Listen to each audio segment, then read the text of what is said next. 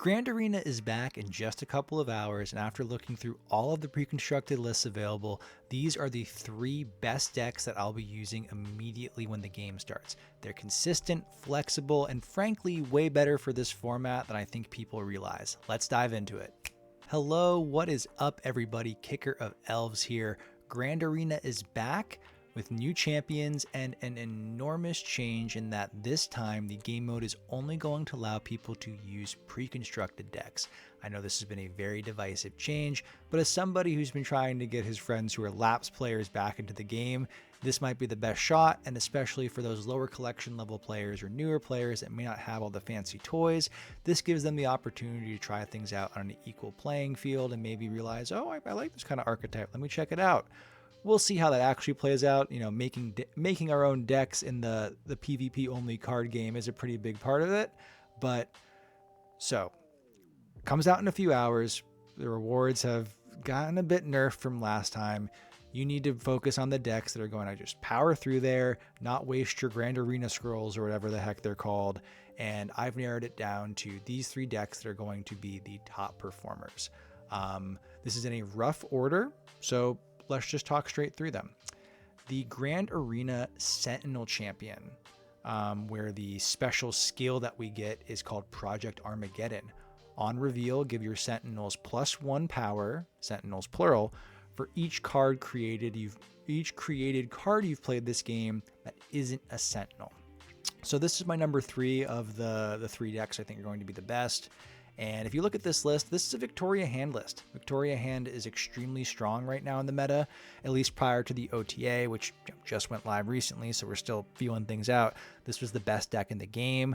We've got Victoria Hand, we've got Frigga, there's Merlin in here, Bastion to do Victoria Hand stuff. Yeah, we've got like Devil Dinosaur collector stuff, which isn't in like the ideal optimal Victoria Hand list, but you're generating a lot of created cards, and with a Quinjet can get 1-cost Sentinels to make this Project Armageddon buff pretty big. You're keeping Devil Dinosaur large, you've got Mockingbird, Mirage stuff going in there.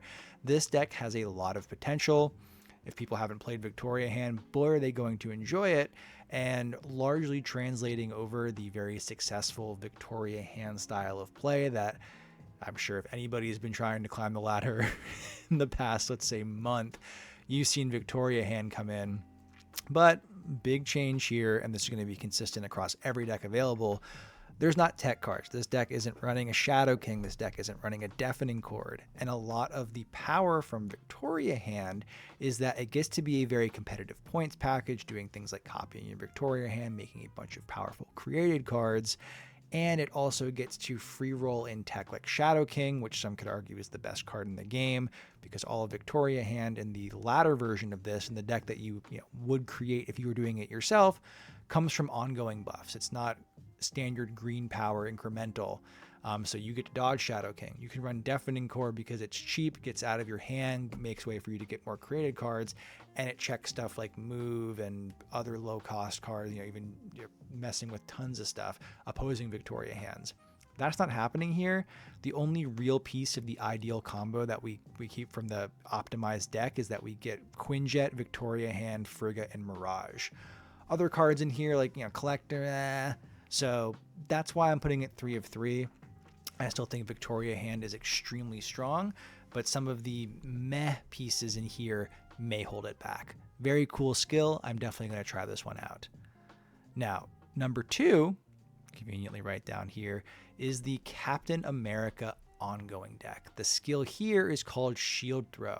On reveal, put an ongoing card from your deck here with +1 power. Shuffle a copy of this into your deck.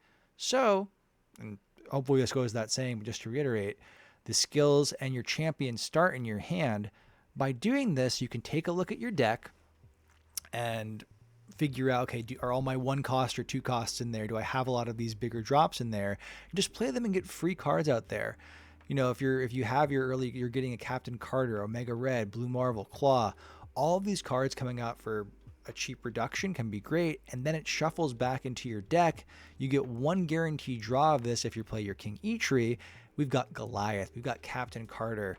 Unfortunately, we don't have Moonstone here. We've got Omega Red. If Moonstone was in here, this would probably be the best deck just in a walk, but even the classic traditional ongoing lists here can put out a lot of power.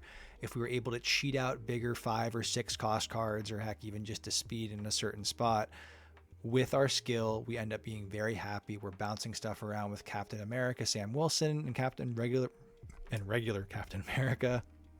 Captain Carter's getting buffed up. Mr. Fantastic spreading power. The King E-Tree obviously looks like the odd one out. That is in there because they said for the shield throw idea that's going to go back into your deck. The shield's thrown out onto the field and it comes back into your deck. The flavor on that is very good. Just quick sidebar. I wonder who actually works on the flavor. Is that part of the design team?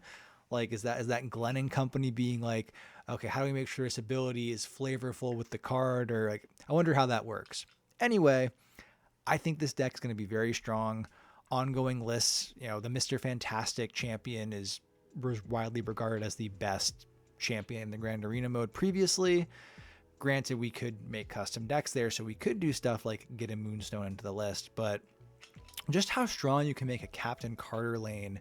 You're playing Captain Carter, Mr. Fantastic, Claw, Blue Marvel mid, and you're getting out Spectra. Maybe you got a Goliath in another location. That's probably way too much power, but like there's so much opportunity to spread things around. Sam Wilson, Captain America, gives you that extra ongoing body on the field, and if you're able to play out Sam Wilson, able to move stuff around, I think this is a very strong deck. Even getting speed in there. Speed's a card that I think many people might have skipped because he's very strong, but he's not exciting. Like he's just kind of like, yeah, he can be a 3/8, and that's wonderful. 3/8s are wonderful, but it doesn't quite have the pizzazz, the joie de vivre, if you will, as some of the other big flashy Series 5 cards. So absolutely going to be using this. This feels like a comfort pick.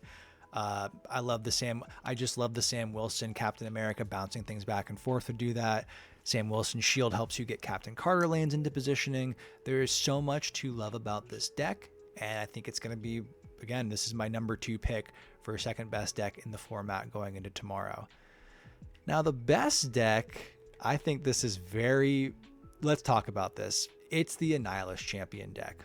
So if you didn't know, this mode is doing it's like a crossover with the new Marvel Cosmic Invasion game that came out.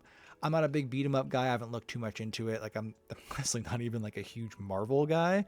I love Marvel Snap, obviously, but I'm not what's the new MCU show on Disney Plus? So I don't know a ton about the background, but if you look at the box art for Cosmic Invasion, if you've seen ads, Annihilus is prominently featured there. So I feel like they almost had to, because it's a crossover. It's like, all right, we got to get Annihilus in here. I wonder if they're doing this against their will. This list is a toxic clog list. The skill here is Lord of the Negative Zone. On reveal, your champion steals 1 power from each other card here. That's not your cards, it's not your opponent cards, it's both. This is a 3-cost skill that has the ability of Laufey, effectively. And let me talk about why I'm saying they probably are not being forced, but maybe they're going to regret doing this. Look at all the nerfs they've done over the past couple of months, or even going back to the Professor X or the Spider-Man change, the change to Legion, or the Legion lockdown list they just made by nerfing War Machine. The devs clearly do not like decks that are clog decks. They nerf Debris. They don't like decks that say, and going into the situation, your opponent cannot play cards here. This entire deck and the synergy with Annihilus, who again starts in your hand because it is a Grand Arena mode along with this, is you are doing stuff like playing out the Hood, playing Rhino, who generates a rock. Luna Snow generates a clog piece as well. Sentry. You're then hitting it with Lord of the Negative Zone, buffing up Annihilus, so when you play him, you're probably able to clog an entire location. And because you have Hazmat, Diamondback, Ajax, Laufey stuff, you're getting the toxic benefits too. This, I feel like there was always some thought of especially when Annihilus first came out and he hit 0 power cards of we're going to do rocks and we're going to throw them over there. How can we do a toxic, a lot Annihilus stuff? And it always felt a little bit too all in, like we were trying to just square peg round hole the situation. But having the skill, having him start in your hand, having the extra energy, that just makes this work. the fact that they're doing pre-con decks only, and they have put a clog list in here. Yeah, sure, there's the Weapon X Destroy list. If someone plays Destroy, it's great into clog. Everything else absolutely hates this. The Victoria hand list we talked about. They want space on the board to play their cards and pick them back up and copy them. They don't want a bunch of your rocks. Those weren't created in their hand. They were created on the board. They don't want the Sentry thing. They don't want the hood sent over to them. They don't care about, sure, a little ramp's fun, but they don't want the stupid ice cube from there blocking them from doing a play. The ongoing list, that list hates that. They want that space to be able to move the shield around and get stuff into the right place for Captain Carter. No one likes being clogged, and this is even a Flick's kind of annoying. That's why Luke Cage is as strong as he is right now. He has to get nerfed. Quick sidebar going into November, right? Like, there's no way they're just going to let him sit around with all those afflict cards that are coming out. But yeah, if Annihilus wasn't prominently featured in that Cosmic Invasion game, there's no way they make this deck. There's no way they have to build an Annihilus champion deck. Never done it before. The devs clearly do not like clog. If you look at modes like Sanctum, a lot of those cards are banned. And again, that mode is very different. It's about winning individual locations. It's not the same regular game of Marvel Snap. But look at the nerfs, look at the bans and other stuff. The people do not like having their spaces clogged. The devs are like, we do not like cards that do that or lock you out from playing. That is what this deck's entire ethos is doing. And unless decks can get really efficient at going over the top of you, like the Black Panther Iron Man deck, you are going to get some free rolls with this. So this is my choice for #1 deck in the format. I think you should use this and get out there and farm some folks. I feel like the early buzz around Weapon X is pretty negative, so there might not be a lot of people even wanting to try to do that, especially if they have the season pass. They're like, this thing is not it. Granted, we don't have a lot of tech cards, but this is kind of the tech deck in a way, because we're not doing points. We're doing, you can't play here, and then we want a location with points over here. Yeah, I'm curious to see what the response to this is going to be. But if you want more in-depth deck guides, meta theory, tips to consistently hit infinite or push your rank on the ladder, or achieve whatever your Marvel Snap goals are, please hit that subscribe button. Thank you for sticking around towards the end of the video. I'm very excited for this mode. Wade Wilson looks like a garbage card, but I do like the change up. I like getting the premium gold pass in this to get some cosmetics. This is a nice, refreshing change of pace. I'm very excited to see what the pre-con versus pre-con format looks like, where we now effectively know what everybody's deck is, and the mystery comes from, did they draw one of these cards or not? Leave a comment. Which deck are you most excited to play? What do you think of these reviews? Even if you have a totally different question that has nothing to do with Grand Arena, if you want to ask anything about Marvel Snap, if you're curious what cards you should pick up, or you need help with a specific deck, leave a comment. I'm happy to talk through that stuff. Love talking about this game. Even if you don't want to talk about Marvel Snap, you just want to talk about how great FLCL is, what your favorite Future Funk song is, meal prep ideas. I'm always looking for meal prep ideas to bring into work. I make a mean chicken cutlet. Anyway, all that sign-off stuff aside, I'm Kicker of Elves. This has been my pick for the top 3 best decks going into Grand Arena, so you can maximize your rewards and finish that reward track as fast as possible. I will see you next time. Have a good night. Bye.